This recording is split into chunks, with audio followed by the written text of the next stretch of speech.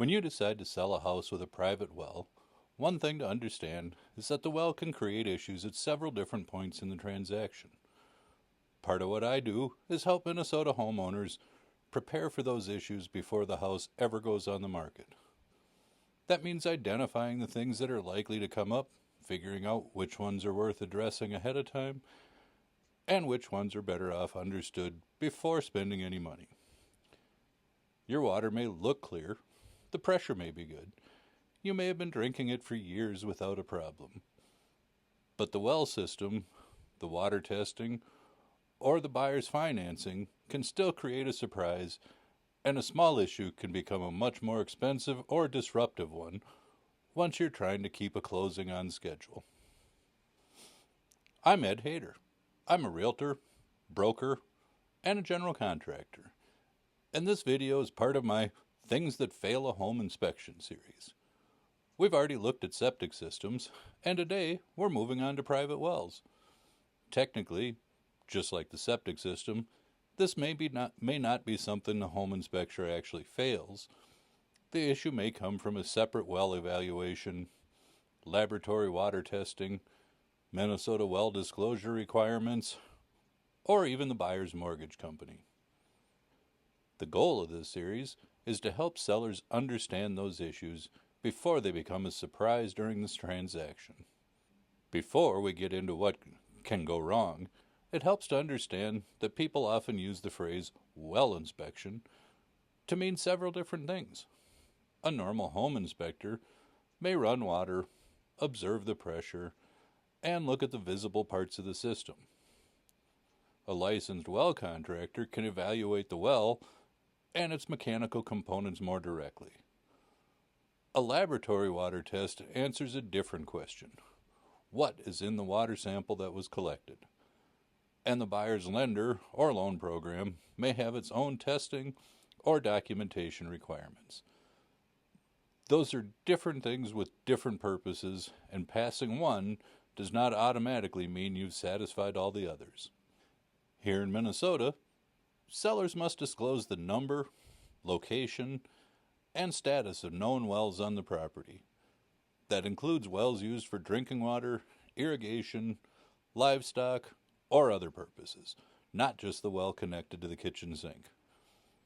Minnesota does not require a private well water test for every property transfer statewide, but a purchase agreement, a lender, or a loan program may still require one. Here in Anoka County, residents can obtain well water testing through the county program, and a private state-accredited laboratory are another option when the needed test or transaction timeline calls for one. So when someone says the well needs to be inspected, the first question is, inspected or tested by whom? For what purpose? And by what deadline? Before we talk about the problems, it helps to understand what the well system is actually doing. In a typical deep well, a submersible pump sits down near the bottom of the well and pushes water up through a pipe. That pipe connects through a pitless adapter and continues underground into the house, where it connects to the pressure tank. The pressure tank helps maintain pressure in the system so the pump does not have to start every single time you open a faucet. It's a fairly simple system, but several different parts have to work together.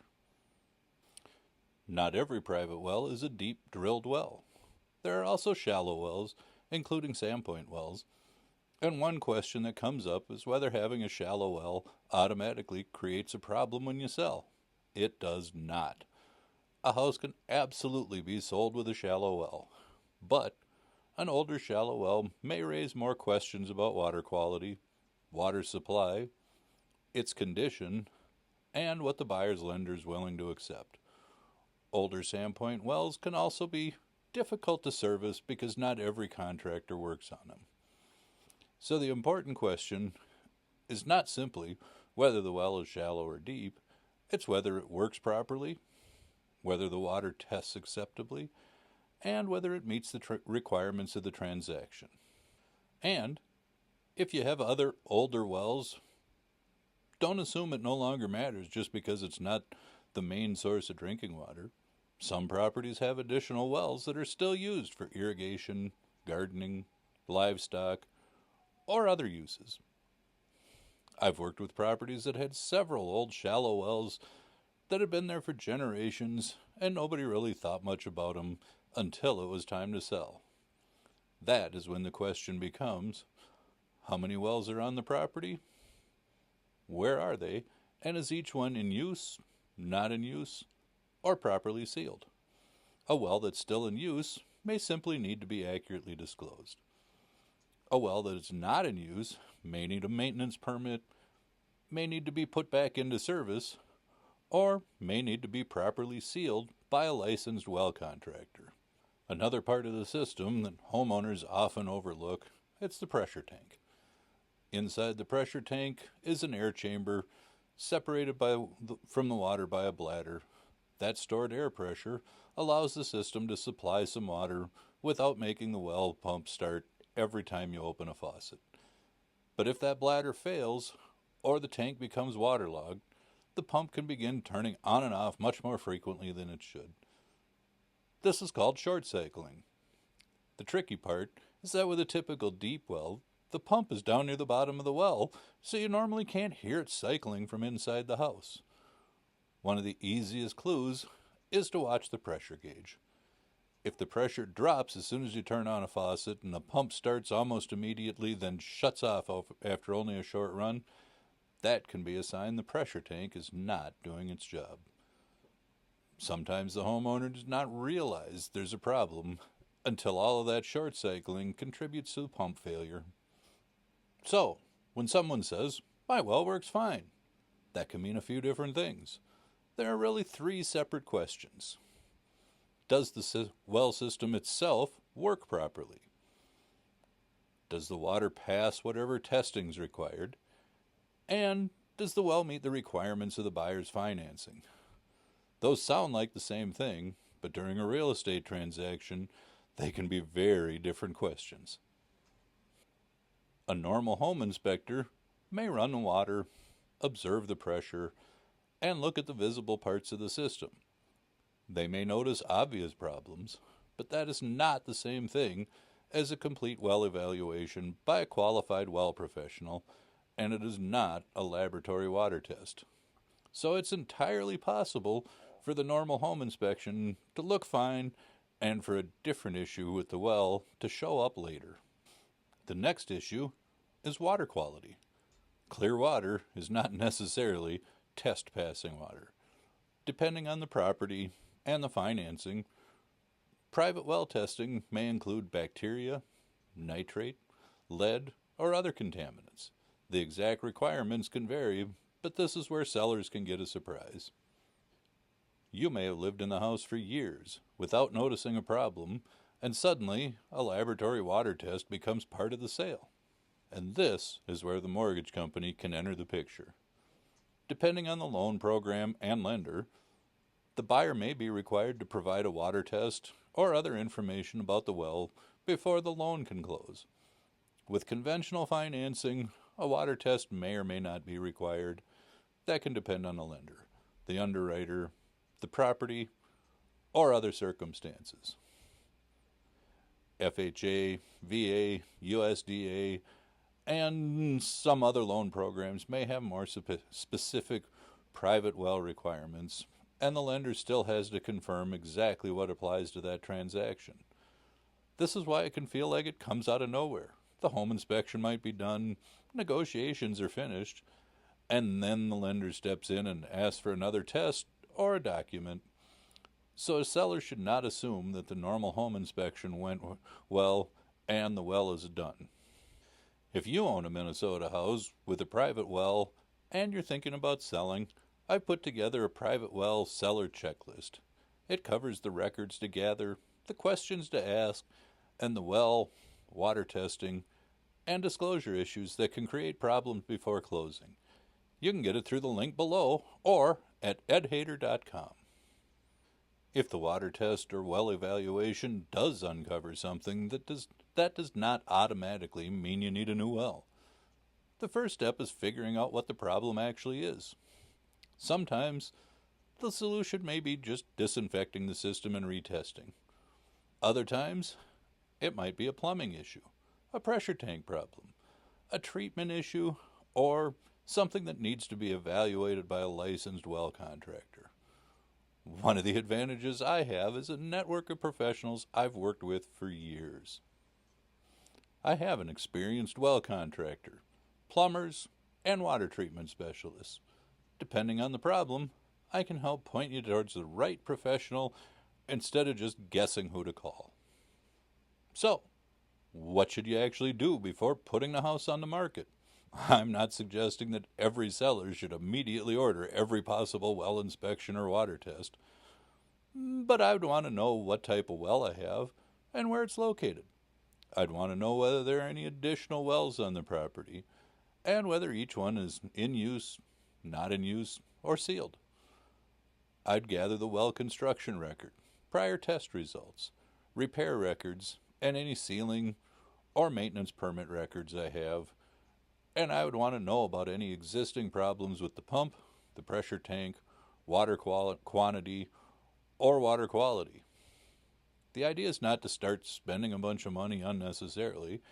It's to understand what you have before you're a few days away from closing and suddenly discovering a problem. This is where seller strategy matters. Some well-related items are inexpensive and predictable enough that it just makes sense to deal with them before the house is listed. Gathering records, accurately identifying every well, fixing an obvious pressure system problem, or addressing a known maintenance issue can remove uncertainty before a buyer's even involved. But an unexpected test result or a major well concern deserves diagnosis before you commit to an expensive solution. A failed bacteria result might call for disinfection and retesting. A pressure problem may be in the tank rather than the well. A water quality concern may require treatment rather than replacement. The goal is not to hide a defect or automatically repair everything that might be mentioned. The goal is to understand the condition, make an informed decision, disclose what needs to be disclosed, and if you have to spend any money, spend it intelligently. Because from the buyer's side, this testing's not just another hoop to jump through. This is the water they're going to drink, cook with, and use every day. The goal is really to understand what they're buying. In this series of videos, I include a seller impact rating. For this video, I'm rating private well issues on the cost risk. It's low to moderate.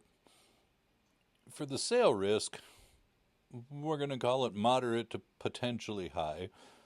And when it comes to fixing something before listing, let's investigate early and then decide. The cost can range from a relatively simple test, repair, disinfection or treatment issue, to major pump work or even a replacement well. The sale risk can become significant when testing. Documentation, disclosure, or lender requirements are not resolved in time for closing. The big takeaway is that a private well can appear to work perfectly well and still create a problem during a home sale. The system itself may have an issue. The water may not pass the required testing. The disclosure or well records might raise questions, or the buyer's lender may have requirements that we're not expecting.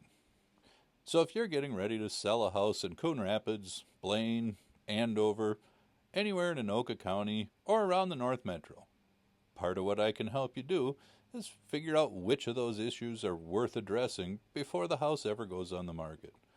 When something needs an additional evaluation, I can also help coordinate the appropriate pro to take a look at it. A private well is only one of the systems that can seem completely fine to a homeowner and still create inspection or transaction problems. In the next video, we're going to look at electrical systems that may work perfectly well, but can still create problems with a home inspection, insurance, and even the sale itself. You can watch that video next, or continue through Things That Fail a Home Inspection playlist on the screen now.